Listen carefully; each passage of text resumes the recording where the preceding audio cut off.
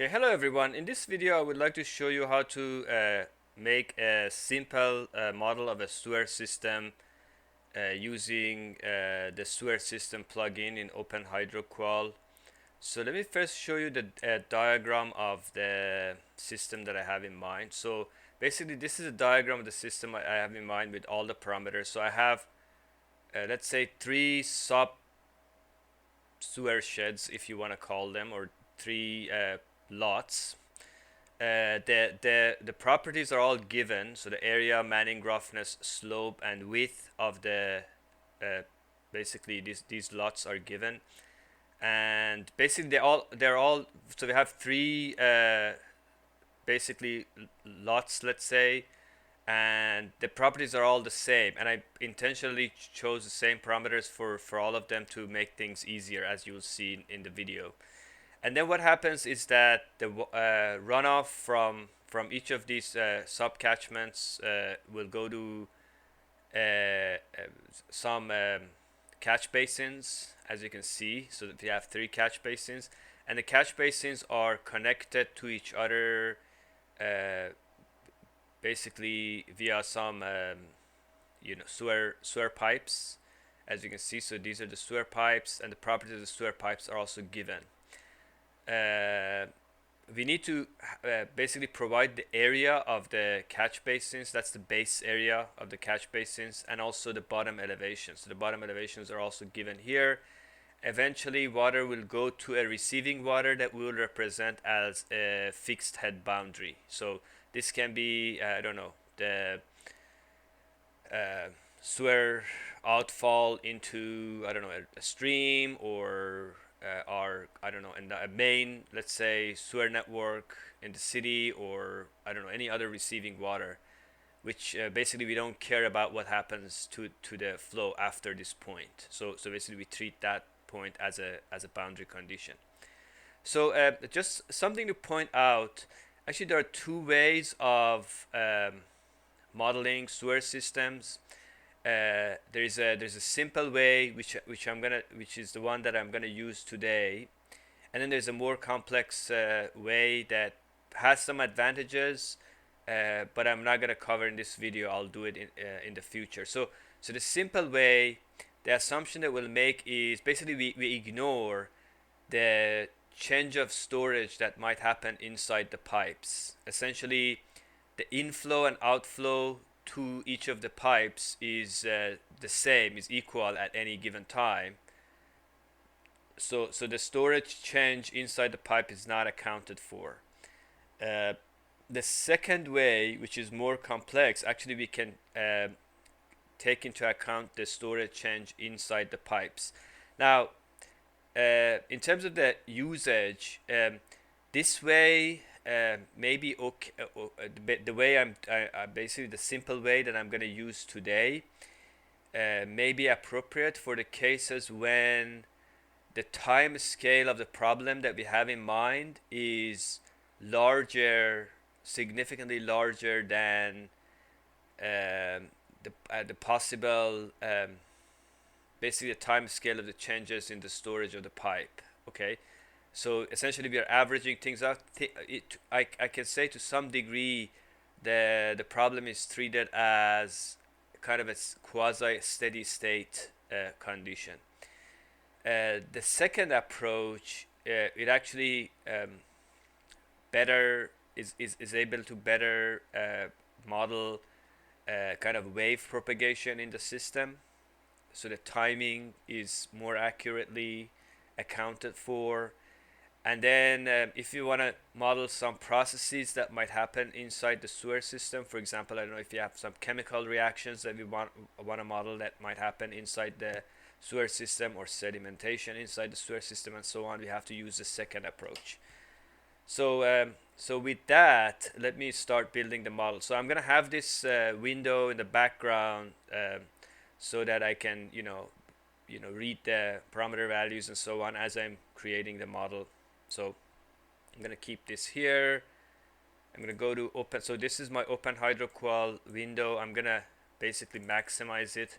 I'm gonna move this log window to my other screen.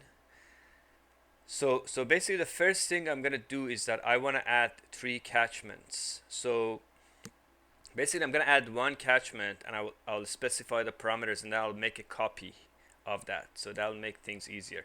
So I just add one catchment, and so let me go here. Now I can read the parameter values. I'm gonna keep this window to the top. So basically um, what I have is basically we have a Manning's roughness coefficient. Let me expand this window so that you can see the full names of the parameters. So the Manning roughness is 0.02, as you can see in my diagram. The catchment slope is 0.015. The width of the catchment is needed to calculate the runoff flow rate, so that's 100 meters. And then we also need the area, so this is the catchment area, which I'm going to assign 2000. It may be a good idea to also provide the mean elevation of the catchment. It's not going to affect the result of our model, because this type of catchment, actually for this type of catchment, the flow is always, it's basically calculated based on the reservoir model, so it's the elevation really doesn't matter.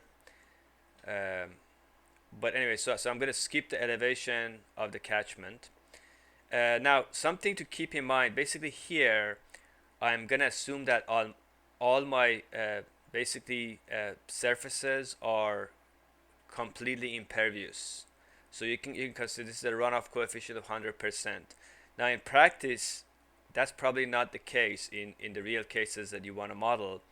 So what you can do is, actually we can do two things. We can add some soil layers and maybe groundwater and so on to allow infiltration to happen from our catchment. Another approach is to split your basically subcatchment into impervious and pervious area and only model the impervious area. Maybe also model the runoff from the pervious area, but for the pervious area we need to consider infiltration somehow, which there are some other videos that we talk about how to do that.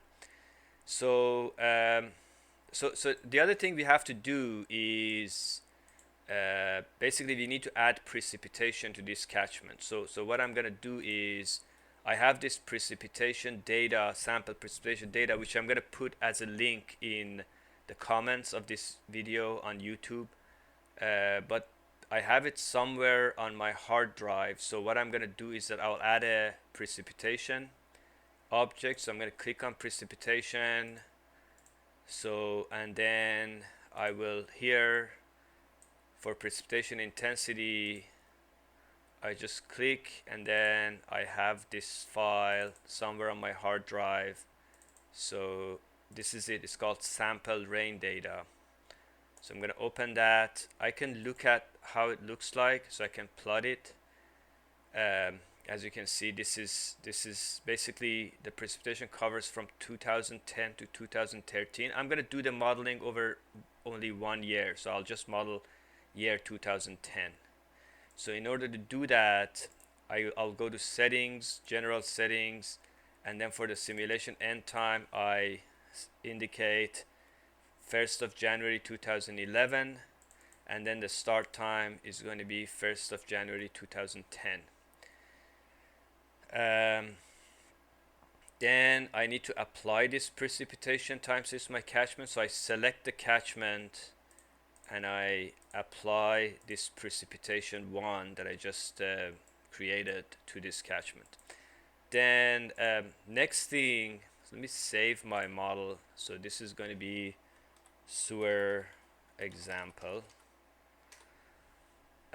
So now I'm going to make 3 copies of these catchments, and when I do the copy, I don't have to make any changes because all my 3 catchments are, in terms of the physical properties, identical.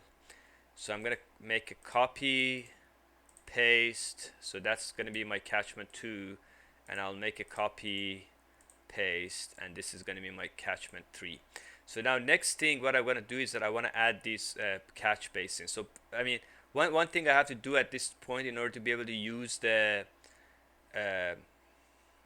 components related to the sewer system is that I have to add the sewer system plugin. So I go to File, Preferences, Add Plugin, and I scroll down all the way, and there's this plugin called Sewer System.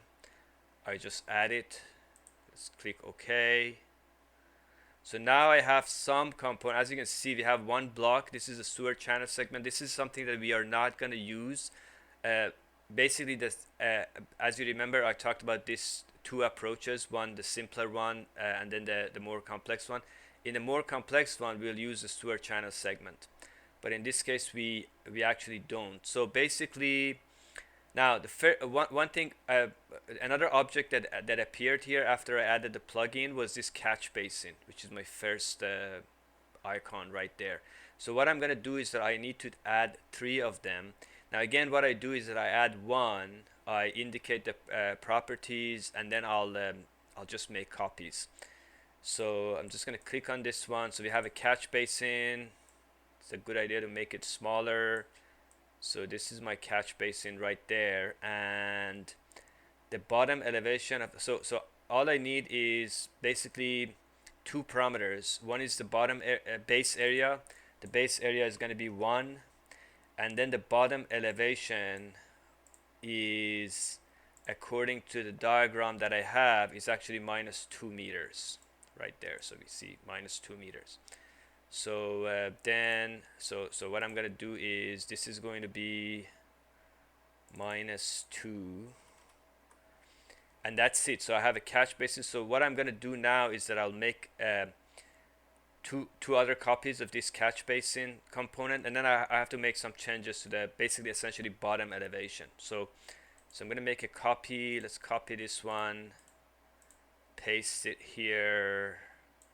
That's going to be 1, and then I'm going to copy that one, and then I'm going to paste it here. I'm going to put it right beside this catchment number 3. So then now the only thing that I need to change is the bottom elevation of these catch basins. So let me go back to my drawing diagram. So so basically the elevation of the catch basin corresponding to catchment 2 is -3.5 meters, and then the elevation of the one corresponding to catchment 3 is -2.5 meters. By the way, let me make sure that the naming is correct. So let me go back here. So this is my catchment 3, this is my catchment 2, this is my catch basin 3, and then this is my catch basin 2. So everything is fine. So this, if you remember, the bottom elevation was -2.5. So that's, I'm gonna make a change of the bottom elevation, and then here this is going to be -3, and everything is set. Next thing, what I want to do is basically connect the catchments to the catch basin. So for that purpose, I use this this link type, which is link from a catchment. Okay, so I click on that one, and then I just sometimes it's a little, yeah. Oh, I need to click on that one. So basically I connect this one, I do another one, so I need to pick the right place, I connect, and then I pick another one. Oops, I gotta do, okay, so that's it. So now my the catchments are connected to the catch basins. So let me add the fixed head boundary too. So I'm gonna add, this is a fixed head boundary, so I'm gonna add the fixed head boundary. I'm gonna move it right here at the end, and so that's it. And basically what we see here is the head, the fixed head of this head boundary. I mean, basically I said elevation, but I meant the fixed head is going to be -4 meters. So the only thing I have to do with this fixed head is to say the head is fixed and is equal to -4. Okay, now it's a time to do the sewer pipes. So basically for the sewer pipes, actually this is a sewer pipe link, so this is the one we're going to use. So I'm going to click on that. I'm going to connect my catch basin 1 to catch basin 2, and then I'm going to click on it again, connect my catch basin 3 to catch basin 2, and then I'm going to use the same one to connect catch basin 2 to my fixed head. Okay, so now I have the pipes in place. Now let's basically enter the properties of the pipes. So the pipes have a start and end elevation, and they're all given in this diagram. So we have a start elevation and end elevation. Those are important. Basically what they are is that the flow will occur as soon as the hydraulic head in the nodes that are connected, in this case the catch basin, exceeds the start elevation. So now the length of all of the pipes are 100 meters, and the manning roughness of all of the pipes are 0.011. The diameter of this pipe and this pipe are 20 centimeters, and then the third pipe is basically 30 centimeters. So let me enter those values. So basically this I'm gonna first do the first pipe. So the start elevation is -1. So this is, let me expand this, -1 meter. End elevation -1.5. Manning roughness 0.011. Diameter is 0.2 meters, and then pipe length is 100 meters.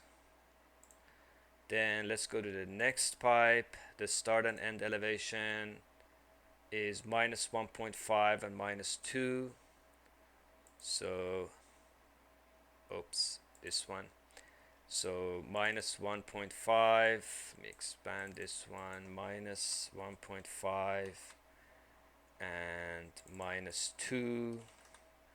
The roughness, manning roughness is 0.011. Diameter is 0.2 meters, and the pipe length is 100 meters. The third one, start and end elevation, is basically -2 and -3 respectively. So it's going to be -2, end elevation is -3. Manning roughness is again 0.011. The diameter is 0.3 meters, and the pipe length is 100 meters. So our model is now ready. I'm going to save it. I think I've set everything. So now I'm going to run it, and then we can check the results. So let me just run the model.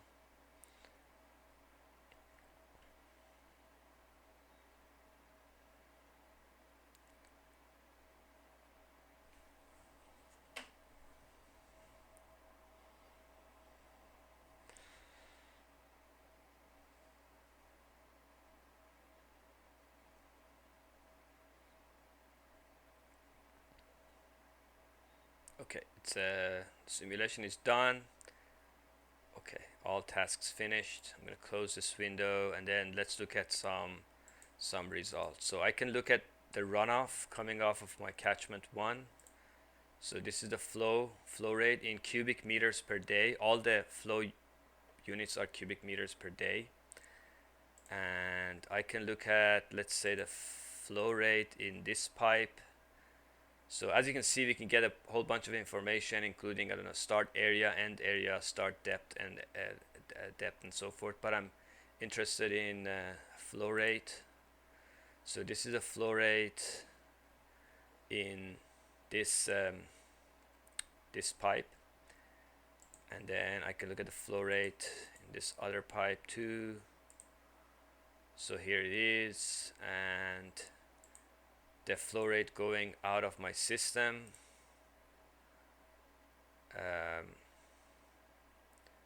And basically I can look what happens in my catch basins to see if there's any flooding, overflow, things like that. So I can look at the water depth.